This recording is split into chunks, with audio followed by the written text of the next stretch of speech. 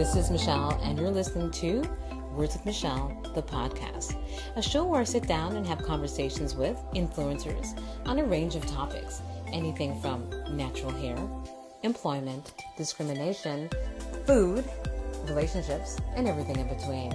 So sit back, relax, and enjoy. If you want to send me an email, hit me up at michelle@wordsmichelle.com.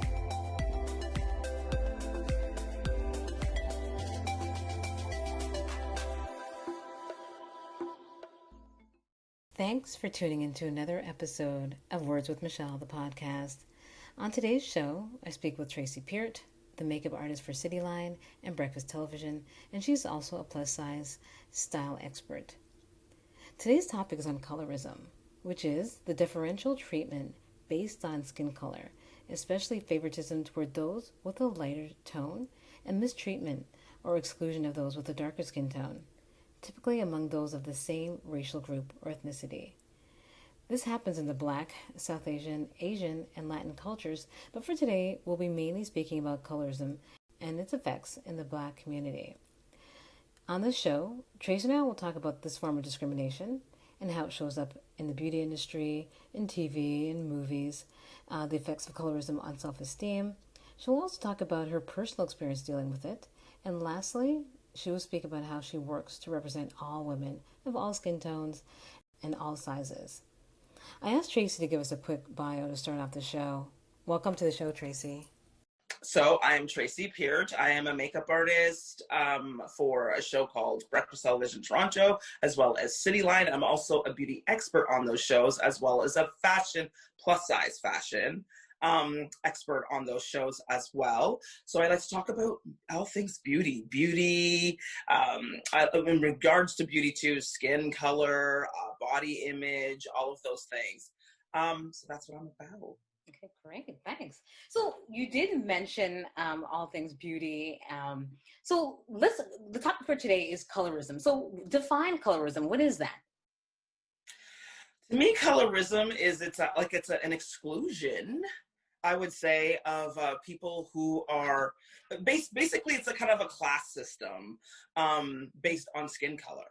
So for me, the darker you are, and it's not just Black people, it's in a lot of cultures. So in Indian cultures, Hispanic culture, Asian culture, it exists. So the darker you are, the lower class you're considered, a lot of times associated with being uneducated, not pretty.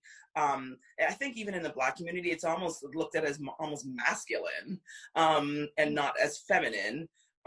So for me, it's basically a class system when it comes to beauty, as well as financial class, just a class system based on skin color. So that's what colorism is to me. And it usually involves leaving people out, excluding people, not giving people a chance because you're darker. Yeah. How has this affected you? Have you personally been affected by it? My whole life, so pretty much. You kind of notice it when you're younger, not so much when you're you notice little things when you're a kid, but it becomes a lot more pronounced when you become a teenager.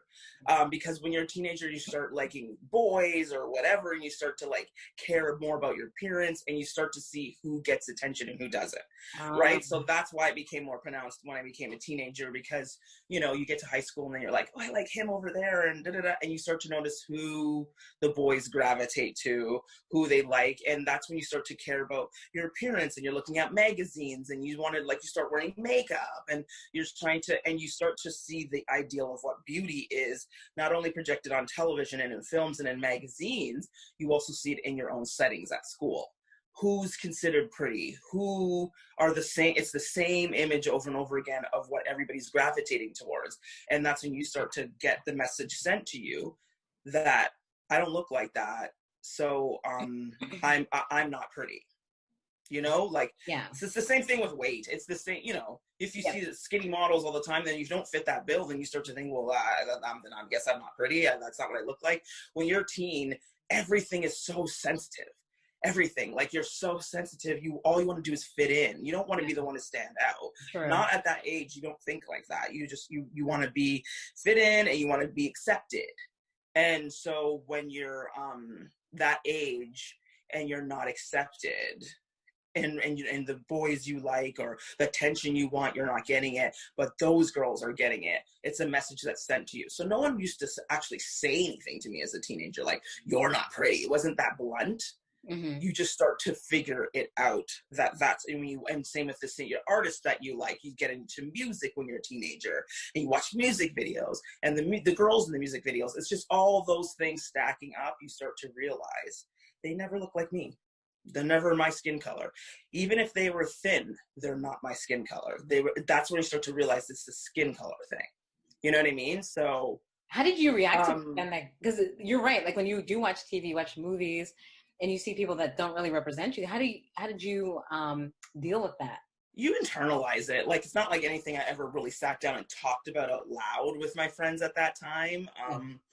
I don't even know if I was that, like, I was conscious of it, but I not enough to speak about it. You just internalize it. You just start to think that you're not as pretty. I never got into like, oh, I want to bleach my skin. It was never anything like that, but you definitely try to compensate for it. So when I realized when I was a teenager, you try to be funny, you try to draw attention in other ways. You know what I mean? So beautify yourself in other ways. And probably when I think about it, it's probably why I was so mystified by makeup, because I originally went to school to be I wanted to be a director. I wanted to direct films. Yeah. And so after that, I would be on music video sets and I would see the makeup. I would see the models, what they look like when they came in, and then they go on the hair and makeup, so what they look like when they come out. And I'm like, how did they do that? Like, I became so mystified with transformation. And when I think back now, even as I'm having this conversation with you, I never kind of connected the dots, but I'm connecting them as I'm talking to you right now. That's probably also why I was so mesmerized by it, because again, it's not that you walk around with this low self-esteem, but there probably was a little bit of like, well, I can transform myself. You know what I mean? Like, as I'm talking to you, I actually never have said this out loud, but I think that was probably a little bit of part of it when I talk about the overcompensation. So when you could find any little thing to add to make you better, prettier, more accepted. Do you know what I mean? Like, I never put that together till now, but that's probably one of the reasons why I was so interested in transformation, because you mean I can alter things, I can change things, I can make myself more beautiful. So that's probably played a part in why I was like, ooh, I'm so mystified by this makeup stuff. Because as a teenager, I just used to put lipstick on and mascara like everybody else. Like, I didn't know what I was doing. But had I known how to do my makeup and how to transform when I was younger, I probably would have used that to help also compensate for the fact that you didn't get attention. You know, like, you would be out with your friends and guys would laugh with you and joke with you because of your personality, but I didn't get the attention that my lighter friends got, or the popular girls in school were always the girls who were lighter, usually biracial. So that's what I saw. And it was reflected not just in my school, it was reflected in movies, television, music videos, magazine covers. The only woman that was considered universally pretty at the time when I was growing up was Naomi Campbell, who was dark skinned. That was it. That's true. Naomi Campbell was it. Think about it. Like, when I think back now, I'm like, nobody else who was darker was held up in the Black community as gorgeous. It was always the Halle Berrys. It was always the same aesthetic, and usually they are mixed. And that's why they have the complexion they have. And those are the ones that were held up in the Black community as, oh, she's so beautiful, she's so this. Naomi Campbell was it. That was it. She was the only one where it's like, oh, she's gorgeous, but it was like the Tyra Banks, the Halle Berrys, all of them tended to be lighter. The fashion models, the video vixens, even the Black TV shows, and I've said it on Cityline, TV shows. I'm always blown away at like Black people who don't notice that. I'm like, you don't notice that the women always have to share space with women who are biracial, and the men don't. They rarely cast biracial men. That's what I heard. Black men. sorry to interrupt you, but that's what I heard on the show. Like I listened to your piece too, and I didn't know that. I didn't realize that, to be quite honest. When you said they always have to share space, I didn't realize. And I thought about it. I just thought about the Cosby Show. I thought about even A Different World, and I thought about, and then even news shows too. I even thought about Blackish, right? Like I was thinking about all these shows. I'm like, oh, wait, Tracy's kind of right. I didn't put two and two together. I mean, I knew obviously colorism is a factor in TV and movies, right? Yeah.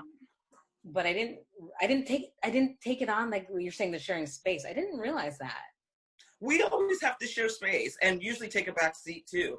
And the men just don't. And then we as the Black community, we go out of our ways to justify it. We'll be like, well, I know a family where the parent was dark and the mother was dark and the father was dark and the kid turned out light, and we try to come up with all these scenarios with why this is acceptable, but it's always with the females. Even like if you look at Fresh Prince, Hillary's aesthetic makes no sense. Ashley's aesthetic makes no sense. Her long hair, like Carlton Black, Will Black, the father Black. It's always the same thing. And same thing on the Cosby Show. Denise and Sandra made zero sense. I remember when I was a kid, I was like, their complexion, their hair texture, it makes no sense. It's true. Beside a Rudy or a Vanessa, it doesn't make any sense. But the men on the show were Black. The father's Black, Theo's Black. It's always the same way. And rarely do they put a light-skinned, curly-haired, soft, curly-haired boy on a show. It's usually Black men with biracial women. And, or if there are Black women, like I said, we have to share space with them. The same thing, but Halle Berry became this big thing in the 90s. She was getting a lot of the Black movies, and she was in Boomerang and all of those things. And she's the one, even in the movie Boomerang, the one that he wanted to be with, and the good one is Halle. It's always that type of, I think people don't realize how much poison we've been poured into our brains, poured into our ears, poured into our eyes. And we have been conditioned in such a way that we don't even notice it, or we go out of our way to even defend it. And we don't even stop to think how much we perpetuate what has been done to us, what has been taught to us. Lighter is better. Certain hair textures are better. On women, longer hair is better, or softer curl is better. Like the look of, like, for instance, like Ashley on the Fresh Prince. That type of hair is better. But we're not going to address the fact that she's clearly biracial. She's clearly mixed. Like, clearly. But on the show, she's not playing somebody like that. She's playing somebody who has two Black parents. And when we keep sending that message to our young children, and the boys too, we have to include, because they grow up and then that's what they want. Yeah. They don't want. We're teaching them that that's what you should look at. That's what you should desire. Look at these athletes. Look at the NBA. Look at the NFL. Look at all of these men, what they go on to marry. They're usually, it's usually not someone who looks like them, who looks like their mother, their sister, themselves. They go with someone who's either biracial, and even now, I'm going to be honest, biracial is like a pit stop to just going white. And again, it's not to say that I have an issue with interracial dating. I have an issue with what we have been conditioned to think.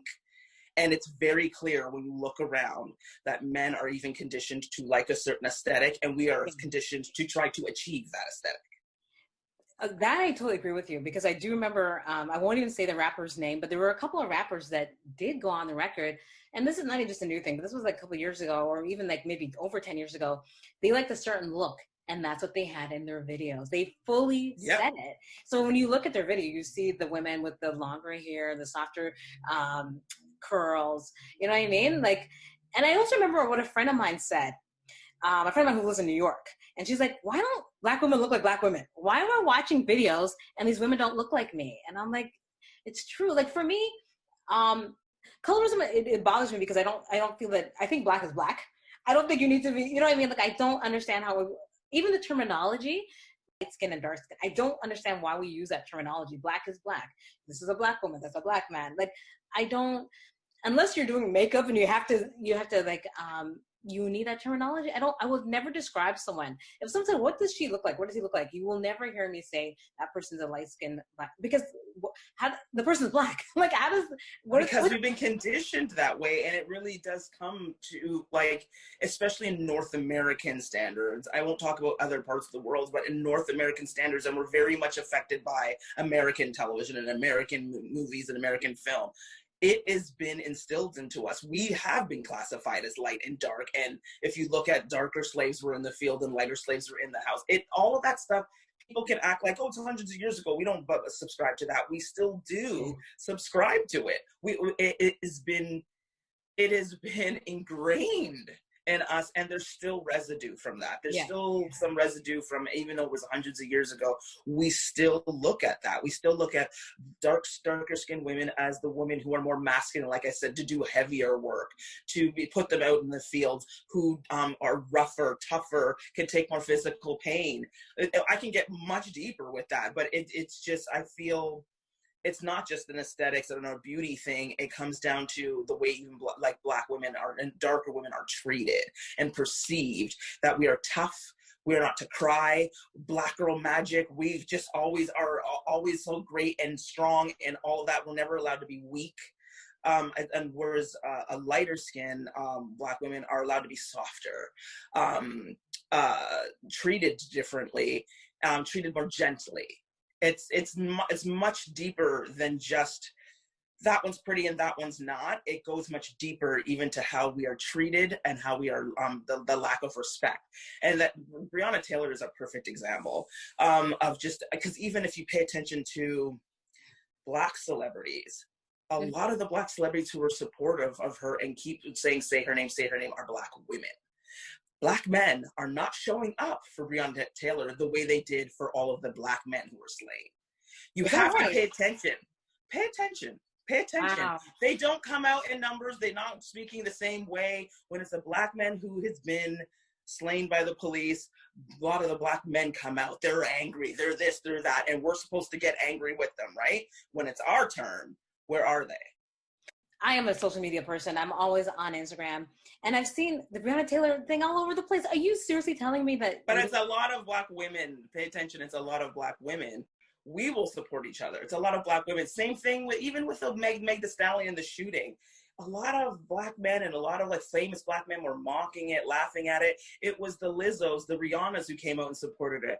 Pay attention. Black men have been taught to not respect or treat us gently the way they would someone who is lighter. We're not revered the same way. We're not respected the same way. So not only are we someone who, I just think we're treated like we have to be stronger, tougher. We're kind of meant to come out and support Black causes and all that, but when it comes to you supporting us, where are you? You picking us to marry us, where are you? Where it's you have to pay attention. It is ingrained into our children, and the message that is sent to the girls and the boys. The message sent to the girls is, you're not pretty, you're not good enough, and you can be a baby mama, but someone's not gonna marry you. And the message sent to boys is to not pick that girl. Yeah, you can sleep with her. Yeah, you can have fun with her. The one you want, the one you want to marry, the one you want to, that's what I mean about boomerang. It's the same kind of message. The one that's sexual, yeah, over there with her. Okay, but the one you want to marry with, the one you want to have babies with, the one you want to have your pretty little children with is that one over there. That is the message, and we perpetuate it over and over again in our art, and that's why it bothers me. You turn, it's supposed to be a Black TV show, a Black movie, a Black music video, and we're perpetuating this stuff. It's one thing to have white people perpetuate it. It's another thing to have us now do it to ourselves. That's why when you're saying, I don't get why people say light and dark, because we do that. We separate ourselves because it's been done to us, and we continue to do it to each other because it's a class thing. It's also a way of just saying, I'm better than you. I'm better than you. Wow. I'm higher up than you. I'm here, you're there. And dark-skinned women, I think, are at the bottom of the barrel when it comes to how we are treated, how we are perceived, the way we are fetishized, the way we are viewed, the way our overall view of us. It's not been a good one, and we continue to perpetuate it ourselves. And that's when it really bothers me when I see Black movies doing it, and I'm just like, here we go again. The Black girl, the dark skinned girl is the loudmouth best friend who doesn't have a man. But the one that they're all chasing is the biracial woman. It's the same thing over and over again, but the biracial woman's not playing a biracial woman, she's playing a Black woman. Okay. Well, what I think about makes me think of Destiny's Child. Like everything you're saying makes me think of Destiny's Child, because even Kelly Rowland did speak about this, right?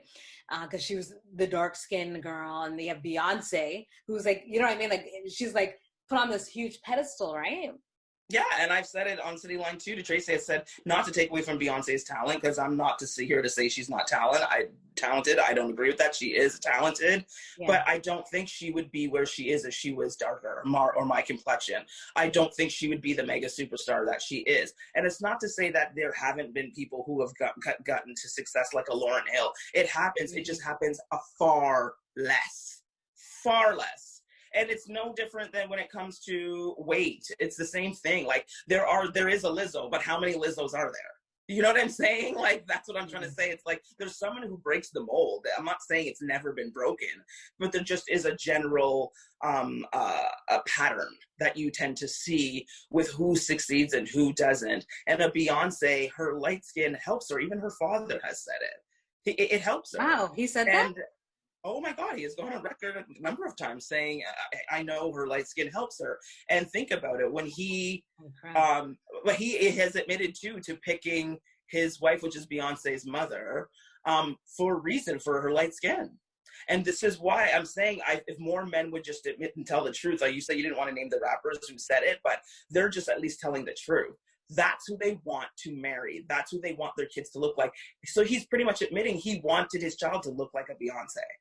If he picked somebody who looked like him, because her father is dark, if he picked somebody who looks like him, then he has dark children. And people don't want to admit this, and this is what I keep saying, and people think, you're just angry, or you're just bitter, or you get attached, like again, with this dark-skinned woman thing, where you're bitter, you're angry, you're this, you're that. Those are words that people like to use because I'm calling out the truth.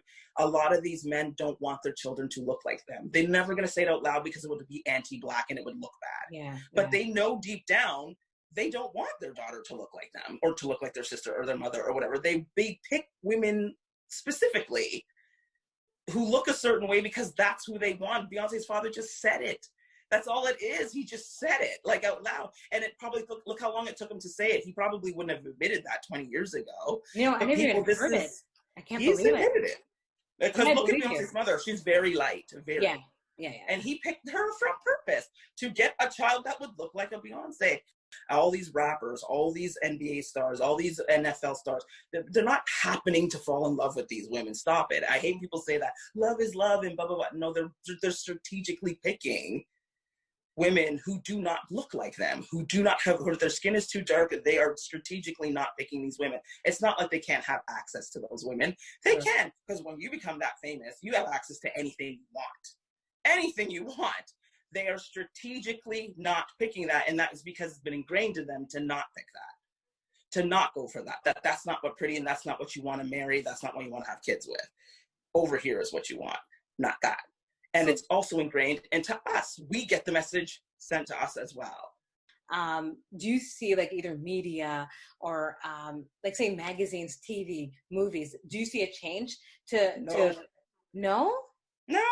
I don't see a change. I don't see, I mean, I can say that definitely with social media, there's a lot of good and a lot of bad that comes out of it. I mean, there's a lot of bad that comes out of it, but we know a lot of good, and I've always said that comes out of social media, is that you can create communities, right? So places where you can go to find people who look like you and get some strength from that and build a community and build self-love over that. So that I find has changed. There are a lot of darker skinned women, plus size women who have been pushed to the fringe now are coming forward, not waiting for somebody else to sanction them and tell them they're beautiful. Because without social media before that, we only had magazines, television, mediums like that in order to express who is beautiful or not, and those are usually run by white men. So we had to wait for somebody to sanction that we're beautiful. And with social media, you can do it yourselves. People are creating their own accounts, putting themselves out there, and people find each other through hashtags, and they're like, oh, I'm finding other people who look like me, who are celebrating what I do. So in that respects, it's changed, but I don't see it changing in mass media, in magazines, and in television, and in movies. I don't see a huge difference. Again, there are going to be examples, I believe, of, yes, a dark-skinned woman who's the lead, or like a How to Get Away with Murder with Viola Davis. Yeah, that's it exactly happens, what I'm thinking about, yeah. But I think we are settling for crumbs, is what I'm saying. When we get the one or two examples, we're like, oh, look at that. But if you compare it to still what is perpetuated, it's not even close to being even. I think we're getting like examples here and there, but that's not enough for us to grab. And I think that's also a sign of us on our self-esteem, as any crumb is a meal. So we'll take any little crumb. Oh, look at that, we got Viola Davis. Well, Viola Davis compared to all of this over here, like, I still think we're not anywhere even, anywhere close. And I definitely think, I mean, if you go on TikTok, actually, I don't really like TikTok, but go on certain accounts, you see certain things still being perpetuated out there, and still, little dark-skinned girls, I think, still having issues with trying to look a certain way and to get attention from boys. And I think that's what it all comes down to. And I'm saying the same thing with me when I started to come into realization with all this stuff, is when I was a teenager, because that's when you start to want attention from whoever it is you're attracted to, whether it's boy, girl, whatever it is. That's when that stuff starts to become more important to you. And I think that's when it starts to come into frame. All the things start to come into focus. Like, maybe when you were 8 years old, you didn't notice certain things. But when you become 14, 15, 16, 17, you start to see these things. And now with social media, that's the bad part about it, is I think that a lot of people, if they're not getting the likes, if they're not getting follows, it affects your self-esteem. Kids are like, their self-esteem is so attached to social media and what they see on social media. So what I see on social media, basically, I think you have to go look for those hashtags, look for certain things, and find those communities. If you're not digging and looking for it, I think you can still get swallowed up and consumed by negative images because I don't think that the major mediums, and like television and film, and maybe if it's like a Instagram account from like a TV show or something like that, that's been run by a big corporation, I don't see the change in that. That's what I'm saying. I don't see it. I think it's the exact same as it always has been. But I think the only difference is more people are putting out their own accounts, their own thing, becoming their own Instagram fame on their own. And if you go seeking those hashtags, dark skin beauty, or, and whatever, looking up whatever hashtag, you can go find certain things. But I don't think that the major companies are putting that image out. I think it's the individuals who are putting it out. I don't think that major magazines are putting it out. I don't think major magazines like Elle and Vogue and all that are going out of the way to put a bunch of dark-skinned women on. I don't. I still don't see it. Yeah. I don't see it. I don't see it represented in makeup. Okay, good that you said makeup, because I was thinking Fenty. I was thinking of Rihanna's line, because I'm thinking to me, I like the fact that she targets all different shades. She does the gamut. I'm really proud of her. She has figured out what was missing. Yeah. So not only does she do it in her makeup, she also does it in her Fenty lingerie line that she has coming out. She has all sizes. She has plus size women in it, skinny women in it, and everything in between, and all shades. She has figured out. That's why I applaud people like that, because she has figured out to not exclude people. Yeah. And like I said, has it gotten better with makeup? I've been in the makeup industry now for 20 years. So I've seen it get better. Is it where it needs to be? No. And that's what I mean about, I think sometimes Black people, any crumb's a meal with us. And so if someone comes out like a Fenty, we're like, we have Fenty, but we should have access to everything. The way white people, because white people have access to Fenty. Do you see what I'm saying? It's like we stop taking any crumb and being like, we got a crumb, we're full. No, like we should have what everybody else has. And so We should celebrate when we get those things, but let's not stop at that. We don't just say, oh, well, there's 5 lines that have our makeup now, so what are we complaining about? Why? White people walk in and they can get anything at any time. Currently, right now, working on a segment for darker skin makeup. So I will be literally, it is just going to be a segment just about dark skin.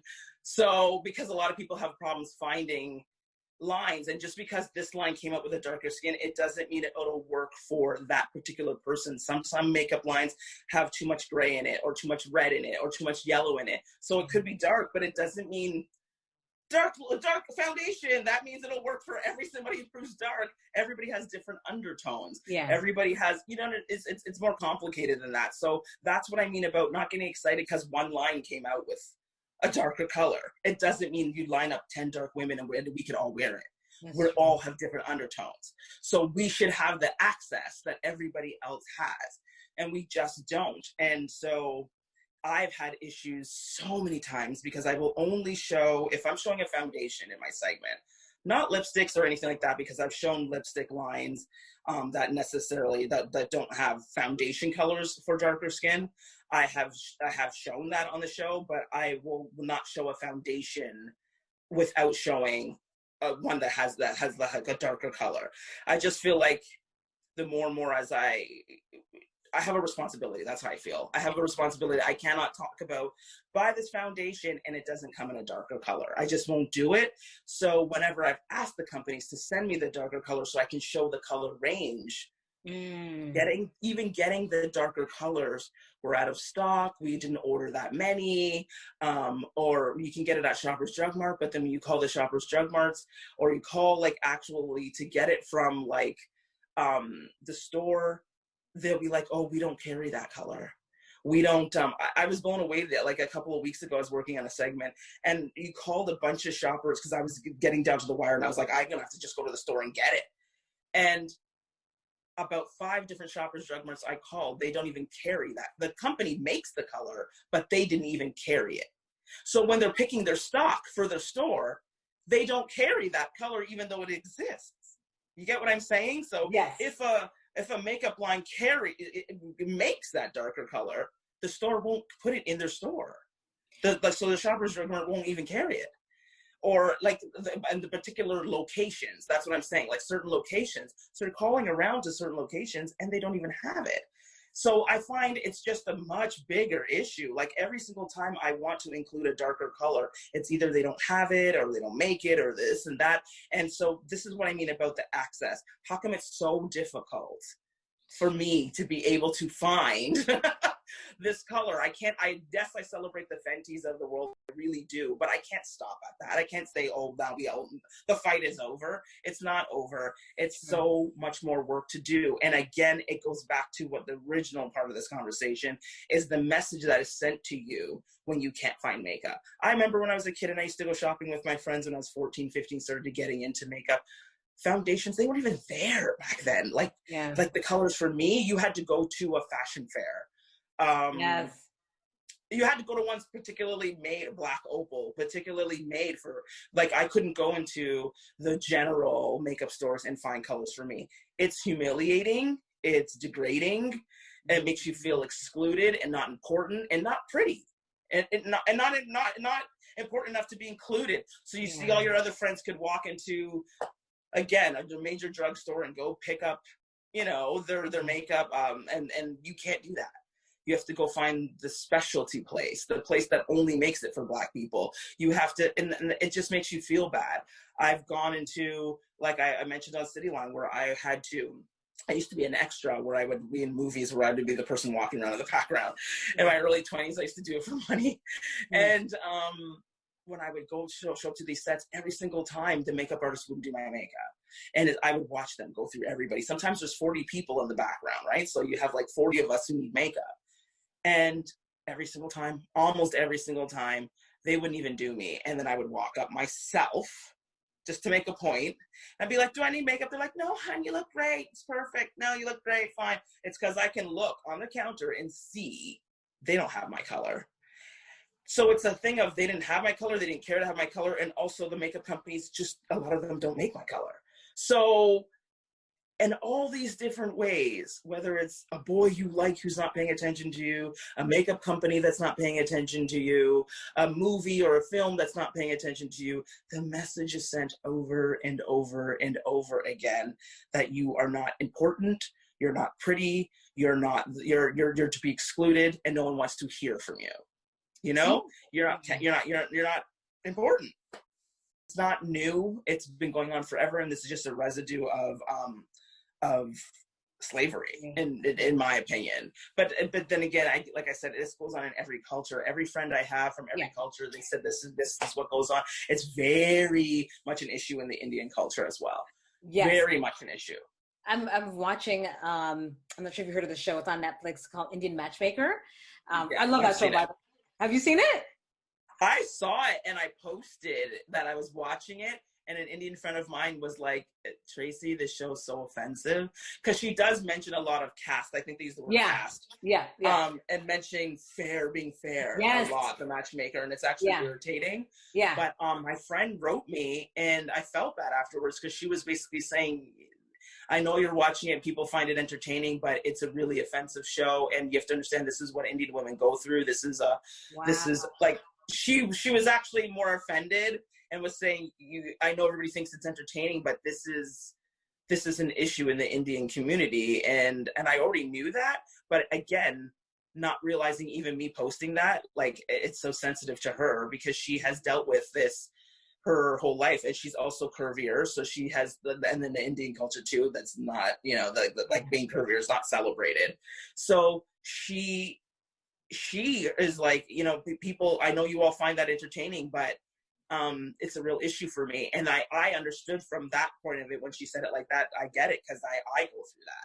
Like, I get it. Like, if everybody's celebrating some black show or some black movie where someone who doesn't look like me, and they're like, this is so great, this is the best show ever, and then I'm like, yeah, but I'm not even included in that. Yeah. I understand the feeling of being excluded, and so I kind of felt bad. But yeah, I was watching it thinking it was very entertaining, even though I saw issues with it. Yeah. And my friend DM'd me, and she was like, no, Tracy, this show is what's wrong with the culture, I posted something yesterday. I think I'm going to delete it, because I mean, it's true. I just no, honestly, because I felt that way too, because when the matchmaker did say she had someone and she was fair, I'm like, what did you just say? Did she really just say fair? And then I was watching it last night, and then she was calling this girl not photogenic.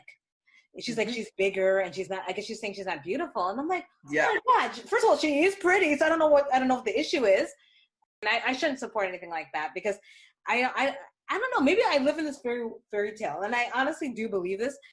Okay, because I look at my parents. My parents are divorced. And my parents have been divorced for like all my life. So the thing is, my mother, quote unquote, is a dark-skinned beauty. My father is a light guy, I suppose. And I guess because my mother has such confidence. My mother is a very confident woman. You can't really tell her anything, right? So for me, I never saw that. I guess I never lived, people not making fun, but thinking dark people are lesser, because I have my mother. My mother's here like very, very proud. It's only when you go out into the world and you see the way people speak. So what did you see when you would go out into the world? Even though your mom was confident and you didn't understand it, when you went out into the world, what did you see? Did you see him? I was angry. What did you see? For me, what I saw when I went out in, the real world, either through school or through work, all I remember, this one thing I always remember this one thing. I was working in retail. I'm working as a cashier somewhere. And I remember these girls were all talking about, I guess, some guy and whatever. And they're saying he's light skinned. I was just like, what? Do we use that? Like, it's just like, it's not something that we said in my house. So when I heard it, even though I'm a black woman, it just kind of freaked me out, because I'm like, we don't really say that. The person's black. Like, it could be any shade. You're black. And then obviously I knew there's issues, because, you watch TV. You internalize this. It's kind of a brainwashing thing. I mean, like, you do brainwash, like, this is beautiful.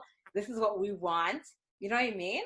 Like you said. I mean, the rappers, and I'm not a fan of them at all, but 50 Cent and Lil Wayne the other, like recently, were on, I think, Lil Wayne's podcast, and they just blatantly said they just like the way mixed women look. They look exotic, they use the words, and that just looks different to me, and that's what I like. And they said it. And I was like, as disgusting as it sounded to me, I thought, but at least they're being honest. And so many Black men think this way. They just will not say it out loud because it doesn't sound good to say it. It just doesn't. It doesn't sound good. Yeah. So they don't want to admit it, but it's what they all end up with. So pay attention. Look at all of the Black celebrities. And again, I keep bringing up Hollywood because you have to remember it's not just your community, because it's like you said, when you walk outside the house, all the messages that are sent to you. So if it's not going on in your house, it doesn't necessarily mean that you're not going to be beaten down as a child and as a teen by what you experience, what you see on TV. TV and film and all that does make a huge impact, especially when you're younger, on how you see yourself. And when you go outside and on the school playground, and magazines and all of that kind of stuff, TikTok, social media, all of that stuff, it plays a part. It's not just what your mother and father taught you. They can teach you, but when you go outside and the world reflects something completely different to what you were taught at home, you're still going to have struggles. And understand, when you're going on a podcast and you're sitting there saying, oh, it looks exotic and I don't like the dark skin and da-da-da, there are little girls listening to that. They are little girls listening to that who like your music, and we're like, oh, I like him, and I'm going to listen to his interview. And then they hear that, and it affects their self-esteem, even if they have a mother and father at home who's telling them how great they are. It's when they go out to the world and all the boys or girls or whoever you're attracted to is not reflecting that back to you, it will play in your self-esteem. And you running around acting like you're so strong and nothing hurts you, I think that's what we as Black women definitely have that as our identity, that we're strong, we're tough, we're this, we're that. And it's not that I don't like the term Black Girl Magic. I just think it perpetuates that we don't ever need help, or we don't get sad, we don't get depressed. You can say and do anything to us, and we don't get hurt. I don't like that, perpetuating that. And I think that we also, we forget about we have feelings, and you forget about that little girl who's listening at home, who likes that rapper, who likes that musician, who watches that movie, and we keep perpetuating to her that she's not important. Or you can say anything to her, it won't hurt her feelings. You can constantly put out images of TV shows and movies and stuff that don't include her, and she'll still buy it anyway. We don't need to accommodate her. She's still gonna watch this movie anyway. We don't need to include her. We can still rap and put it on the girls who don't look anything like her in her music video, and she's still gonna buy it. That's what we do to us as little girls. We do that, and then those little girls grow up to be women, and women who don't have self-esteem and take any little crumb. And that's what I mean about any crumbs of meal. Whether it's a makeup line, a movie, or a man who paid attention to you, it's like we take any little thing and we grab it. Look at that. We got this. I'm satisfied. No, we should have access to everything the way everybody else does. And we should not just be taking any little thing that comes our way.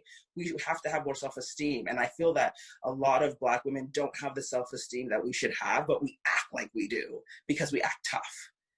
Wow. And I think we need to stop doing that. That's why I have a problem with, it's not that I have a problem with Black Girl Magic. I just have a problem with the connotation of it. The connotation. Yeah. It's a lot. Yeah, this toughness. I wanted to ask, actually, no, what I wanted to say, because you were talking about, little Black girls are listening and watching. When you said that, you just made me think of this thing that I saw on Instagram. It was a little girl. I'm thinking she's probably about 3 years old. And someone was doing her hair, and she's crying, and she's saying she's ugly. And then I saw that video. Yeah, that was deep. That was touching. But this is what I mean when people think it doesn't affect little Black girls. If that person in that moment didn't just say, toughen up, get over it, da-da-da. I saw how the way the person handled it, and they turned her around and said, you're beautiful. But to think that everybody has that in their life, they don't. Most people will have a woman or a man in their life who will say, stop that nonsense, stop crying, and not validate what she's feeling in that moment, and we're treated roughly. And this is what I mean about, and then you grow up and you still have those feelings, but you're kind of now masking it and hiding it and acting like it doesn't exist. But yet the world's still reflecting you're not pretty. you're not attractive. That little girl will grow up and see maybe a boy that she likes that looks like her and doesn't want her, wants the girl that, who has different hair than her or looks different. She's saying those things that she's ugly because she's already seeing it at that age, the difference of what she looks like and how she's treated, or little dolls, or all that stuff is sent. Those messages are sent. It's perfect proof that at that age, that little girl thought she was ugly.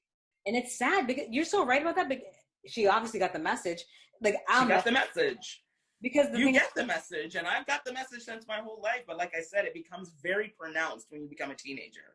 That's when you really get the message. Because when you're a kid, you still play, you know what I mean? But when it becomes into, you start becoming attracted to, like I said, whether you like men, boys, girls, whatever, I don't care which direction you go in. But when you start to become attracted to somebody or whoever it is that you like, and they're not reflecting it back to you, they're not interested in you, and they're liking this aesthetic over here, is when the message really gets sent to you. Maybe I need to change up, like the little girl saying, I don't like my hair, I don't like this, I don't like that. All the boys that like her, she has thinner lips than me, or lighter skin than me, or longer hair than me. You get the message sent to you. No one has to say to you, you're ugly. You get the message. No one told that little girl she's ugly. She got the message she's ugly. Wow. And you do get the message sent to you over and over and over again. I got those messages sent to me all the time. It just didn't really matter to me until I got a little older.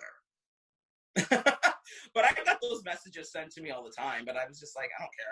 I just thought it was amazing. That's the most important. That's the best thing. But it is. But like I said, but then as you get older, that's why I think when it's a teenager it matters, because that's when attraction starts to happen, and when you start to like a certain person and they don't like you back, and you can think you're amazing all you want, but the world will beat you down at some point when you start to, what you're thinking or what you were taught at home. Because I wasn't taught that I'm not attractive. I was taught I am. But when you go into the world and the world keeps telling you, no, you're not. No, you're not. No, you're not. You're not important. You're not included. No, we're not going to have makeup for you. No, this boy's not going to like you, or that whatever message you keep getting sent. And not, like I said, anywhere where there's beauty being represented and you're always excluded, you're always absent, someone who looks like you isn't there, you get the message sent to you. And I've had it sent to me my whole life, and I still get it sent to me. That's why it's so important for me to try and represent darker skinned women, for me to represent plus size women, because both dark skinned and plus size women, no matter what color you are, if you're plus size, you're excluded. You have to have lighter skin. No one's going to want you. These are messages that you're constantly sent. So my job, I feel, is to constantly represent those women who are not represented and are not given that voice, that come to my page. It is a place where you can feel that way and you can feel included. And I see you, you see me, and you don't have to, you can, if you don't like yourself or other people telling you that you're not attractive, know that you are, and find that self-esteem. It's work though. You have to work at it. It's not just somebody telling you that you're pretty and you're going to believe it. You have to believe it. And the work comes from you. It's inside.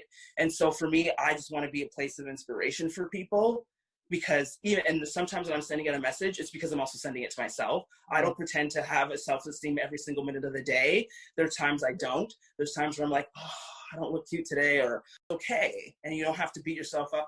And that's what I want to represent to people and make sure I'm putting out. So if I do a fashion segment, I want to show different sizes, different races, because like, when do you ever turn on a TV and see like Asian women represented and Indian women represented? Like, it's not just a black and white issue. Yeah. I want everybody to understand that they're beautiful, and that even if you don't see yourself represented, I'm going to try and represent you as hard as I can. Tracy, I want to thank you so much for taking all your time, like your afternoon, talking about this. I really do appreciate it. Yeah, you're welcome.